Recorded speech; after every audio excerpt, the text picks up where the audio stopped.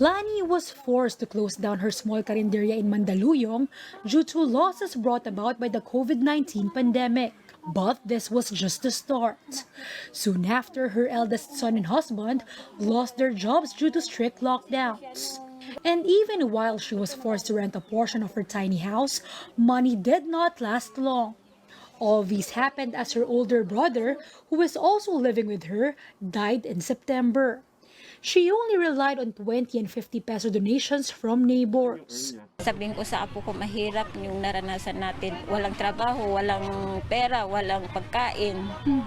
Asa na lang po kami sa bigay. Lani is just one of the families affected by worsening economy since the pandemic started. The Philippine economy in the third quarter contracted by 11.5%, which is worse than the 9.2% decline estimated in a Business World survey.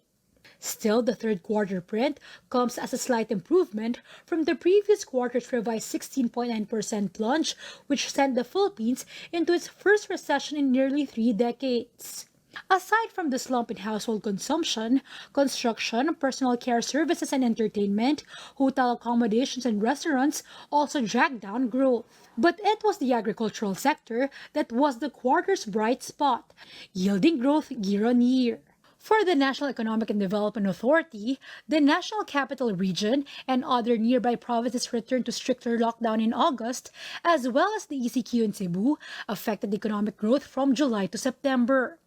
NEDA also noted that the resumption of limited transportation was not enough to open the economy since workers cannot go to work. So those show that the impact on the economy were actually more severe than expected. The third quarter print brings the country's GDP as of September to negative 10%, far worse than the government's full-year projected contraction of 4.5 to 6.6%. The Philippine Statistics Authority says the country would need to grow by more than 6% in the fourth quarter to achieve the 2020 target.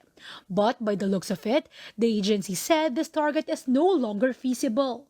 Still, NEDA is optimistic that the economy is now on the mend, especially with the cabinet approving up to 100% operation in some businesses and increased capacity in the transport sector. Chua said the government will consider localized and stricter lockdowns as a last resort. Given the policy changes and the further opening up of the economy and the policy not to revert to more stringent lockdown, I think the trend really is further improvement in the fourth quarter. And hopefully we will begin to see better figures or positive quarter growths, year-on-year quarter growth starting early next year. NEDA hopes that the 2021 budget will be passed on time in order to aid economic recovery and push a rebound of 6.5 to 7.5% next year. Shaila Francisco, VR1 News.